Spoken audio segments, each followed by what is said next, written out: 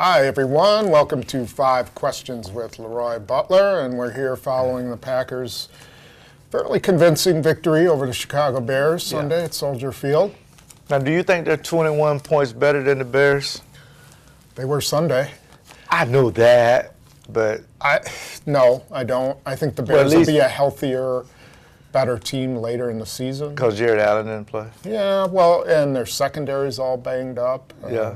You know. Well, Peanut Tillman's not going to play. He's done. Marshall's hobbling around on one ankle, you know. Scored a touchdown. Yeah. I don't feel he sorry didn't play for him. that much. I think the Packers are probably 10 points better than the Bears on normal circumstances, but...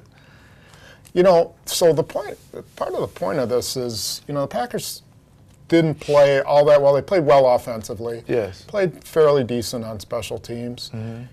Did not play well on defense. But at this point, you got to steal a win when you're 1-2 somewhere, somehow, don't you? Well, you got to take it.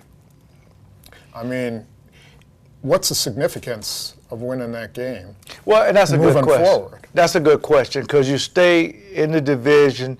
Everybody's 2-2 except for Detroit 3-1. You're waiting for a collapse there. But if you're the Green Bay Packers, especially after getting beat in Detroit, that's what Aaron meant about relaxing. We're going to play the Bears. I'm going to throw for 80% completion. I'm going to throw 4 touchdowns and 300 yards. So just relax, people. Now, the reciprocal of that, they didn't run the ball very well. Right. But I think if you listen to what Aaron says and McCarthy said, they're not saying they're not going to run the ball. They're just saying we're going to pass it to open up the run, and I think it'll work hand in hand. But I think when these two guys get together, meeting Aaron and McCarthy, they have to come down with a comprehensive plan to score points, but at the same time control the tempo. And they did that when Chicago didn't play a lot of cover two. Right. Isn't it time to just say, look, they're a passing team. Let's just forget this, you know, pretense of being a running team. You got a good back in Eddie Lacy, who's not running very well now, but you're always going to be a passing team. Why not just admit you're going to pass to set up the run, and that's who you are, and that's what you're going to be from now on? I would love that. I would love for them to get into a spread and just air it out. And somewhere along the lines, run the football, because remember, you still have cover, number 12, and you still got the best receiver in the league, in my opinion, Jordan Nelson. Take advantage of that, and trust me, teams will start to run a lot of cover two high safeties. Now you can run the ball all day long on this guy. You should be able to. You should be able to. Right. You have the better numbers. But I think, you know, everybody wants to be balanced.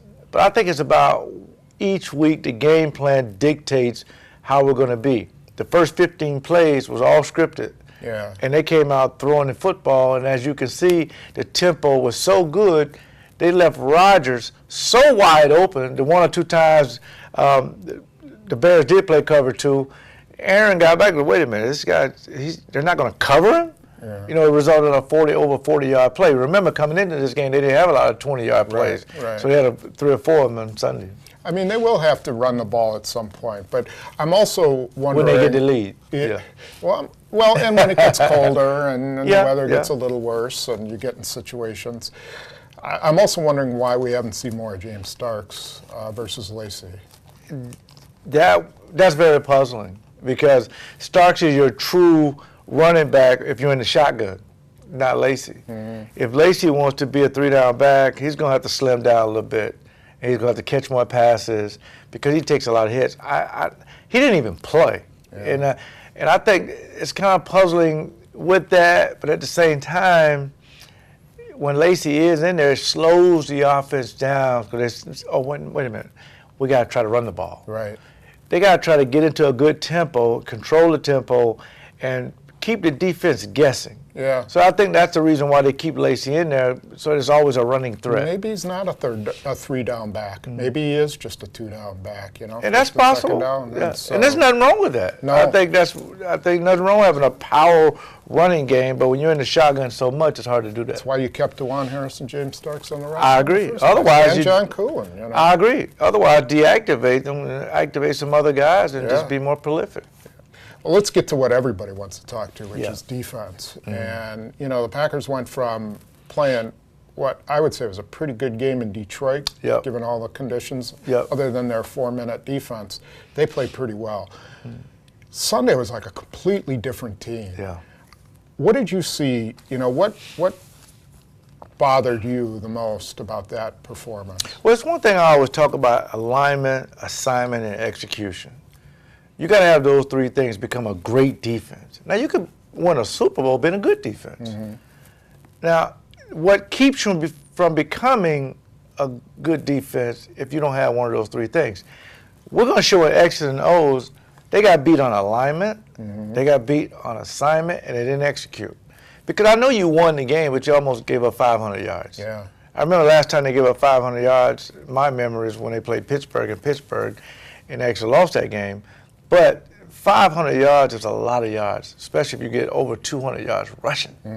So you would think that they got to fix a lot of it. Now, I'm going to get some of it a pass because they're learning 3-4 again, 4-3, under, over. They got all these packages, but they got to put this thing together, Tom. But some of these, and as you pointed out, and I heard no one talk about, some of these guys' splits are so wide that Chicago was able to get 8-9 yards on some of these draw plays because a guy just didn't line up correctly. That's just not good. The point I try to make, everyone wants to lay it on Dom Capers' feet, and he has to take some responsibility. Yeah. But it seems like he's trying to work this 3-4-4-3 thing, and these guys just aren't in sync with it yet. They as you can see, they're slow to react to it. Yep. They take the wrong side. They go right instead of left. Yep. Is that something that will come eventually? I mean, can they make corrections on this stuff? Well, I think you can because remember, Don Capers is a 3-4 defensive coordinator his whole life. Him and Dick LeBeau, they're 3-4 guys. When you go to him and say, listen, we want you to run a little 4-3, okay, great. He got to teach it to himself, to his coaches, and the coaches got to teach it to the players. When I say teach it, they know the concept of it. Right. But you got to have the right personnel at the right time to run these kind of defenses, just to appease either the head coach, the general manager, or the fans. Now, I will say this. When you get that particular calls on the sideline, guys just got to play and cut it loose. You got to go out there and make the play. I think they will get better because I don't see a lot of loafing. I see guys chasing. They're playing hard, but for some reason, they're just not lining up correctly in the right gaps to stop plays like trap plays. Chicago ran a trap play so much to where I bet you they ran 3 times a quarter. Normally teams run four trap plays for the whole game. Right. And when I say trap play, I mean you're not even blocking a guy. You pull a guard to kick out a guy, and you let the running back go in there through the A and the B gap. And that's just so significant. Let me ask you a question. So you prepare all week with your defensive game plan. You don't know for sure what the offense is going to run, but you really don't. You have an idea. Right. Yeah. So you have your package, and then the offense shows you a look or a formation that you haven't seen before. Right. Is it up to the defensive guys is it difficult to apply what you've practiced all week to a new formation? Well, they get paid too, so they're going to make some plays. And I would always used to talk about one play a quarter, which is 4 new plays we've never seen before. But if you keep the integrity of your defense, you should survive the down. When I say survive the down, you'll stop the 60-yard bomb or the 80-yard touchdown that catches you by surprise. For example, when you see, Alshon Jeffries come in motion and go back, they drew that play up for Sam Shield. They know he has a problem with discipline. Looking in the backfield, not watching receivers. For the 4th consecutive week, they've been designing plays for him. That's when you get the other team, they're watching my tendencies. But for the most part, you should be able to stop anything in offense, a good defense. You should be able to stop anything, stop any of the bleeding across the board. Coming into Forte did not have any good games. Coming into this game, they're going to pound the football. So case in point, the Packers ran a lot of 8-man front. They had 8 guys in the box, quite a bit, but it resulted in 17-yard play, 9-yard play, 20-yard play. I mean, that's kind of stuff that hurts you. It seems like every time we looked at it, it was someone who didn't understand the concept of where his help was. Right, that's true. You know, That's true. okay, I'm going to attack this way, but no, I don't have help that way. You know, don't Right. go that way. And Yeah, which arm you can leave free. You know, what do I attack? You know, if I'm a linebacker, you know, if I have the B gap, nothing gets me out of that B gap. Nothing. It's discipline. The only way something gets me out of that B gap if the ball is left the line of scrimmage, I could chase. You got to attack that gap. Once you attack that gap, you force the offensive lineman to come up with other blocking schemes. And I think that's the reason why Lattimore gives you an opportunity to be more active. Sam Barrington got a little chance to play, but as we saw, once you mess up in this defense, they yank you out. Yeah. And Lattimore had his mental mistakes. Absolutely. Too. Yep. You know, they just don't have. They have a lot of young guys, and they're still learning this defense. Yep. What do you expect from the Vikings on Thursday night? I expect the Vikings to have a power running game. Noah Turner is the coach. You know, Zimmerman got those guys playing real hard. I think they surprised a lot of people. They don't know if Bridgewater is going to play. I think he might with a high ankle sprain if the X-rays were negative. Not Tampa, but Atlanta is so bad on defense, and that's the defense they play. Put up over 40 points. It's hard to kind of gauge how good Minnesota is when Atlanta is just so horrible. I will say this, though. They got a 2 running back system, and they run that football. They run it, and they don't care if you got 8, 9 men in the box. They run it. If you don't think that's good, talk to Emmitt Smith when he ran that system.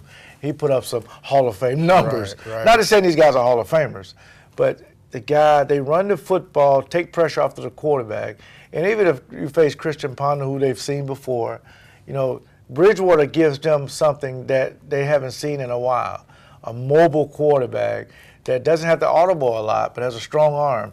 So I expect this game to be in the trenches, especially if Christian Ponder plays. You know, you may see them run the ball 40 times just to say, you know, we're looking at this tape with Matt Forte did. We don't have Matt Forte, but we have a guy that we feel who scored 3 touchdowns, by the way, that Matt kid. You know, they got a good enough running game to make this game close enough to feel like they have a chance. But I expect the Packers to win. We do know if the Packers play run defense like that, they're going to lose, like they did last Sunday. And stay tuned to X's and O's. And I'm sure the Packers are watching this. We're gonna help them with some corrections. Yeah, we're going to so break it when you go down. up there, you talk to McCarthy about this. All right, I'll do that. Don't get in no trouble now. Okay. We'll see you next week after the Vikings game.